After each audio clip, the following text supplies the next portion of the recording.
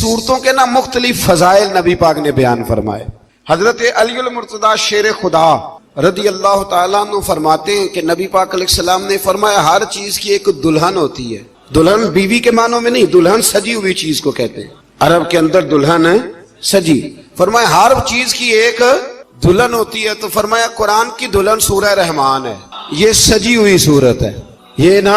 اور اللہ بار بار کہتا ہے، بار بار فَبِأَيِّ آلَاءِ رَبِّكُمَا تُكَذِّبَانِ، او انسان تو اپنے رب کی کون کون سی نعمت کو جھٹلائے گا؟ پلٹ کے دیکھ تو صحیح، تو اپنے آپ کو دیکھ لے، اپنی آنکھیں ہی دیکھ لے، اپنا گھر ہی دیکھ لے، تو غور تو کرنا ذرا۔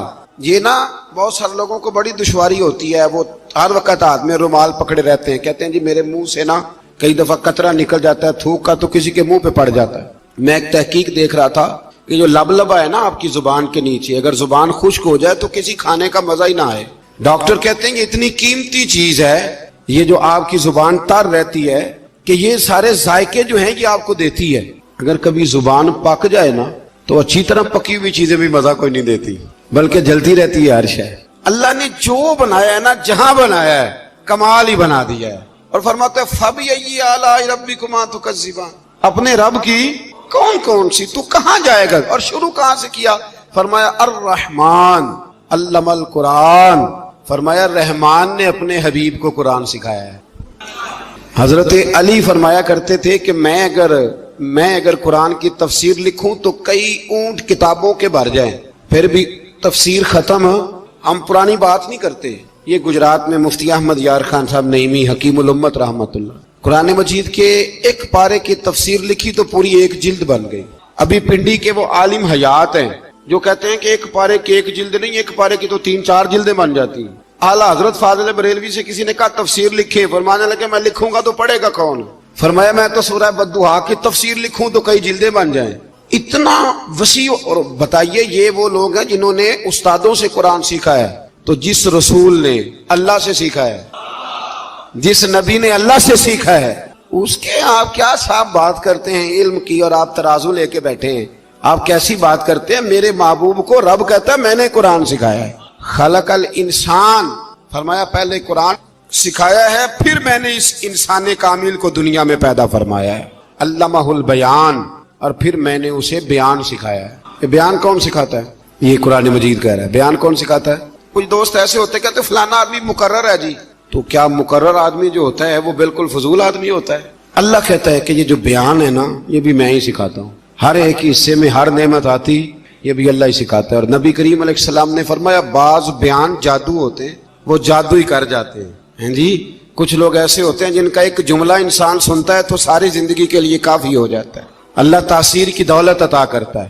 پھر بڑی ساری باتیں رب کریم نے ارشاد فرمائیں، فرمایا علمہ البیان الشمس والقمر بحسبان، سورج اور چاند حساب کے پابند ہیں، والنجم والشجر یسجدان، آسمان کے تارے اور زمین کے درخت اسی کے سامنے سجدہ کیے ہوئے ہیں، والسماء رفعہا ووضع المیزان، آسمان اسی نے بلند کیا ہے اور میزان عدل بھی اسی نے قائم کیا ہے، اللہ تطغوا فی المیزان، تاکہ تم تولنے میں زیادتی نہ کرو، وَأَقِیمُوا الْوَزْنَ بالقسط ولا تخسروا المیزان، اور فرمایا اس طرح کرو کہ وزن کو ٹھیک رکھو انصاف کے ساتھ اور تول کو کم نہ کرو۔ پھر بڑی ساری باتیں ارشاد فرمانے کے بعد فرمایا والحب ذو العصف والریحان، اناج میں جو بھوسا والا ہے اور خوشبودار پھول سارے کس نے پیدا کیے؟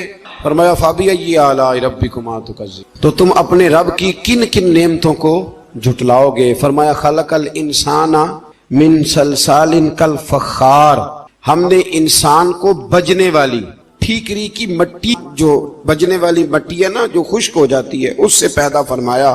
وخلق الجان من مارج من نار، اور پیدا کیا جان کو آگ کے خالص شعلے سے۔ فَبِأَيِّ آلَاءِ رَبِّكُمَا تُكَذِّبَانِ، یہ صورت ایسی ہے کہ اس کا ایک ایک لفظ پڑھنے کو دل کرتا ہے۔ یہ سارا قرآن مجید ہی بڑی بات ہے، لیکن یہ تو سورت جو ہے نا ہمیں اپنا آپ یاد کراتی۔ بہرحال اللہ تعالیٰ نے بار بار ایک بات کا ذکر فرمایا، اور اسی سورہ مبارکہ میں نا پھر ایک سبق دیا، فرمایا ڈر جاؤ۔ کیا ملے گا یا اللہ؟ فرمایا اگر تم میرے سامنے کھڑے ہونے سے ڈرو گے نا تو 2 جنتیں دوں گا۔ وَلِمَنْ خَافَ مَقَامَ رَبِّهِ جَنَّتَانِ، جو اللہ کے سامنے کھڑے ہونے سے ڈرے گا اللہ اسے 2 جنتیں دے گا. ویسے آج کل ڈرتے تو نہیں نا لوگ, ڈر نکل گیا, بس تھوڑا سا برادری سے ڈرتے, برادری سے تھوڑا سا, زیادہ نہیں, تھوڑا سا رسم و رواج سے ڈرتے ہیں. کچھ تھوڑا سا, کچھ لوگ ہیں جو چلو تھوڑا بہت بچوں سے ڈر جاتے ہیں, تھوڑا تھوڑا ہے نا, دنیا داروں سے لوگ ڈرتے ہیں. نہیں ڈرتے تو اللہ سے نہیں ڈرتے جس سے ڈرنا چاہیے. فرمایا جو رب کے سامنے کھڑے ہونے سے ڈرے گا اللہ اسے 2 جنتیں عطا فرمائے گا. پھر روح کی پیاس کیسے بجھتی ہے؟ قرآن پاک پڑھنے سے, ذکر کرنے سے. ادھر دیکھیں میری طرف. روح کی پیاس بجھتی ہے نبی کریم علیہ السلام کی نعت کو سن کر دل میں اتارنے سے. وہ والا جھوم نہیں جو نعت خاں کہتا ہے جھومو, تو ہم نے بھی تھوڑا تھوڑا جھوم لیا, پتہ کوئی نہیں وہ کیا کہہ رہا ہے. اور میرا کئی دفعہ نعت خاں سے بھی پوچھنے کو دل کرتا ہے کہ ویسے تجھے پتہ ہے تو کیا کہہ رہا ہے؟ نہیں پتہ ہوتا الا ماشاءاللہ. وہ بھی کہتا جا رہا ہے اور جھومنے والے بھی. چلے یہ جھومنا بھی خالی نہیں نفع والا ہی ہے, پر یہ ہے کہ وہ روح میں اتر جاتی ہے نا جب نعت شریف روح میں, پھر وہ دل سے باتیں کرتی ہے.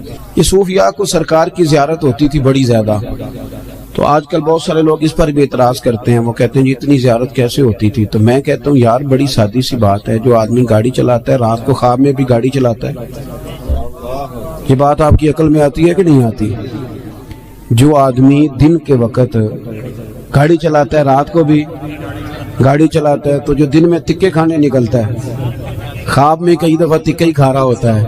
آپ میری بات کو سمجھ لیں, پکی سچی بات ہے. جو سارا دن محبوب کو پڑھتے ہیں, محبوب کو سنتے ہیں, محبوب کو بیان کرتے ہیں, وہ رات کو بھی محبوب کی گلیوں میں ہی رہتے ہیں. یہ سادی سی بات ہے. اب آپ کی پتہ نہیں کیوں عقل میں نہیں آتی ہے. یہ موٹی سی بات ہے. چرخہ جو بی بی دن کو چلاتی تھی, اگر اسے چرخہ نظر آ سکتا ہے تو امام سیوطی سارا دن حضور کی حدیثیں لکھتے تھے, تو رات کو سرکار کی زیارت بھی کر لیتے تھے. ہماری جب روحانی زندگی مضبوط ہوتی ہے نا تو پھر ایک کام اور ہوتا ہے. قرآن مجید نے کہا کہ وَالْآخِرَةُ خَيْرٌ وَأَبْقَىٰ, آخرت تمہارے لیے بہتر بھی ہے اور باقی رہنے والی بھی. روحانی زندگی کا تعلق انسان کی آخرت کے ساتھ ہوتا ہے. وہ پھر تھوڑے تھوڑے کام نہ آخرت کے لیے بھی کرنے شروع کر دیتا ہے. یہ بھی اس کی روحانی زندگی کا حصہ ہوتا ہے. ورنہ تمہارے بہت سارے دینی کاموں میں بھی دنیا شامل ہوتی ہے, بہت سارے دینی کاموں میں. اور ہمارے صوفیاء نے ایک اور بات بھی لکھی ہے. فرماتے ہیں اگر آپ کی بہت شہرت ہونے لگ جائے اور لوگ بڑی عزت کرنے لگ جائیں اور بڑا آپ کو نوازا جانے لگ جائے, تو پھر بھی ڈرنا کہیں ایسا نہ ہو کہ ساری نیکیوں کا تمہیں اجر دنیا میں دے دیا جائے اور آخرت میں تمہارے لیے مشکلات بن جائیں. یہ بھی مقام خوف ہے. یہاں بھی ڈرو, ایسا نہ ہو کہ سارا اجر یہی تمہیں دے دیا جائے. میرے بھائی غور کریں, روحانی زندگی آپ نے نا, آپ کا ایک بینک اکاؤنٹ ہوتا ہے, آپ کو پتا ہوتا ہے کہ اب میرے پاس کتنے پیسے ہیں. یعنی جس کی جیب میں جو کچھ ہوتا ہے نا اس نے پورا گنا ہوا ہوتا ہے. اور ہم بڑے سیانے ہیں, اب تو ہم نے ربڑ رکھے ہوئے ہیں. 50 والے نوٹ کو علیحدہ چڑھاتے ہیں, 100 والے کو. بڑے سمجھدار ہیں. رات کو گن کے سوتے ہیں کئی لوگ, سویرے پھر گننا شروع کر دیتے ہیں, شاید بڑھ گئے ہوں. یہ ہمیں پتہ ہوتا ہے کہ ہماری جیب میں کیا, میرے مکان کی ویلیو کیا ہو گئی ہے, کتنے کا خریدا تھا, اب کیا ریٹ ہے, مجھے پتہ ہوتا ہے نا سارا. اسی طرح ہمیں یہ بھی پتہ ہوتا ہے کہ میں نے آخرت کے لیے کیا جمع کیا ہوا ہے. ہمیں پتہ ہوتا ہے. بھولے بن جائیں, چلو کئی دفعہ کوئی جھوٹ بول کے اپنے آپ کو تسلی دیتے ہیں, بات الگ ہے, پر ہمیں خبر ہوتی ہے کہ میں نے آخرت کے لیے کیا جمع کیا. نبی کریم صلی اللہ تعالی علیہ وسلم کے جو غلام تھے وہ اپنی روحانی زندگی پر, روح پر بڑی سخت توجہ دیتے تھے, بڑی سخت ان کی توجہ ہوتی. حضرت عبداللہ بن حنظلہ رضی اللہ تعالیٰ عنہ اپنے گھر سے روتے ہوئے نکلے اور رستے میں شور مچا رہے ہیں. معاذ اللہ, حنظلہ تو منافق ہو گئے. رستے میں جناب ابو بکر صدیق سے ملاقات ہوئی تو شور کر رہے ہیں, کہتے میں تو منافق ہو گیا ہوں. نے فرمایا کیا ہوا؟ کہنے لگا ابو بکر عجیب حال ہے نا کہ جب میں نبی پاک صلی اللہ علیہ وسلم کی بارگاہ میں ہوتا ہوں تو میرا نماز کو بھی جی چاہتا ہے, ذکر کو بھی جی چاہتا ہے, تلاوت کو بھی. میں دین کے قریب ہوتا ہوں, نکل کے آتا ہوں تو پھر دنیا داری. تو یہ تو 2 رنگ ہیں میرے دل کے, یہ 2 رنگ ہے, ایک ہونا چاہیے تھا. حضرت صدیق اکبر کہنے لگے جو تیرا معاملہ یہ تو بہت سارے لوگوں کا ہے, چل نہ تیرے بہانے میں سب کا مسئلہ حل کرا کے لاتا ہوں. وہ کئی دفعہ بات ایک کرتا ہے تو بگڑی کئیوں کی بن جاتی ہے. چل نہ بہانہ تیرا لگاتے ہیں اور مسئلہ سب کا حل کراتے ہیں.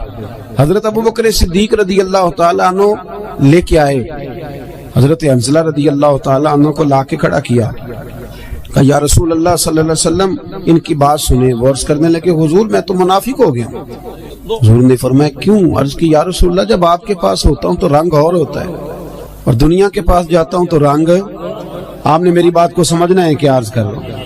یہ بہت سارے محدثین نے روایت لکھی ہے، پر امام سیوطی نے در منصور میں ذرا کھول کھول کے لکھی ہے اور بڑے اس کے پہلو بیان فرمائے ہیں۔ فرماتے ہیں کہ نبی کریم صلی اللہ تعالی علیہ وآلہ وسلم نے ارشاد فرمایا حنظلہ یہ جو تمہارے اندر احساس پیدا ہوا ہے نا کہ میرا رنگ ایک ہونا چاہیے اور اس طرح ہونا چاہیے جس طرح میں حضور کی بارگاہ میں ہوتا ہوں تو میرا رنگ ہوتا ہے، وہی کیفیت ہونی چاہیے۔ فرمایا یہ جو تمہیں احساس پیدا ہوا ہے یہی تو ایماندار ہونے کی علامت ہے، یہ علامت ہے کہ تمہارے اندر ایمان ہے، تم چاہتے ہو کہ میری روح بدل جائے میں سب، اور جب یہ احساس ہی نکل جائے۔ علامہ اقبال نے بڑی پریشانی کے ساتھ کہا کہ مصیبت یہ ہے کہ اب کارواں کے دل سے احساس زیاں جاتا رہا، اب احساس ہی نہیں کہ میں نیک ہو جاؤں۔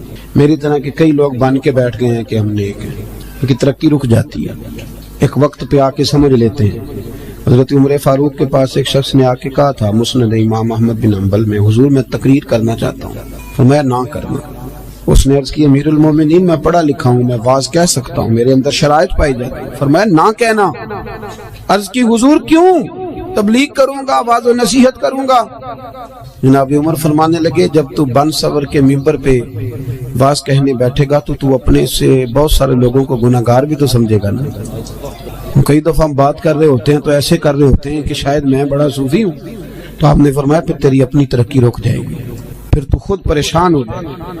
اپنی روحانی زندگی میں ہمیشہ حضرت انس بن مالک رضی اللہ تعالیٰ عنہ فرماتے ہیں سرکار ہمیشہ نفل پڑھتے تھے، ہمیشہ نفل پڑھتے تھے، نفلوں کو وقت دیتے تھے، ٹائم دیتے تھے۔ اکثر اللہ کے محبوب علیہ السلام کی جو حیات مبارکہ ہے وہ بڑی مصروف ہے، 23 سالوں میں وہ انقلاب برپا کیا جو لوگ صدیوں میں نہ کر سکتے، لیکن اتنی مصروفیت کے باوجود بھی اللہ کے رسول رات کو مصلی پہ کھڑے ہوتے۔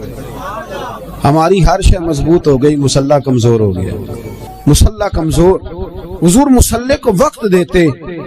حضرت انس بن مالک فرماتے ہیں کہ جنگ میں حضور کے ساتھ حاضر تھا تو میں نے وہاں بھی نرالا انداز دیکھا، لوگ سارے اپنے اپنے کاموں میں لگ گئے، وہ وقت تھا حضور کے نفل پڑھنے کا، تو میری اچانک نظر پڑی تو اللہ کے نبی گھوڑے پر ہی نفل ادا کر رہے، بیٹھے بیٹھے نماز ادا کر رہے۔ وہ اپنے معاملات میں کبھی فرق آنے نہیں دی، ہمیشہ۔ ہم لوگ کہہ دیتے ہیں، آپ لوگ سن لیتے ہیں، آج کل لوگوں کے پیروں میں ورم کوئی نہیں آتا، اب تو اتنا چلتے کوئی نہیں، اب تو بچے سے کہیں چونک سے ماچس لے آ تو کہتا ہے لاؤ موٹر سائیکل کی چابی۔ اب کہاں ورم آتا ہے صاحب، یہ دور ختم ہو گیا جب کبھی بہت چلتے تھے لوگ، اب تو حاجیوں کو بھی ورم نہیں آتا، اس لیے کہ حاج بھی زیادہ تر اے سی والی بس میں ہی ہو جاتا ہے سارے کا سارا۔ اب تو وقوف عرفات بھی لوگ بسوں میں کر لیتے ہیں، اللہ ماشاءاللہ وہیں بیٹھے رہتے۔ اور ہمارے محدثین نے یہ لکھا تھا کہ اپنی جگہ نہ چھوڑنا، وقوف کا معنی ٹھہرنا، ٹھہرے رہنا جب تک اذان نہ ہو، لیکن وہ ٹور آپریٹر کہتا ہے کہ آدھا گھنٹہ رہ گیا بس میں بیٹھو، تو سیٹیں پکڑنے والے ٹائم سے چلے جاتے ہیں، حالانکہ وہاں ٹھہرنا تھا، رکنا تھا۔ اب کہاں لوگ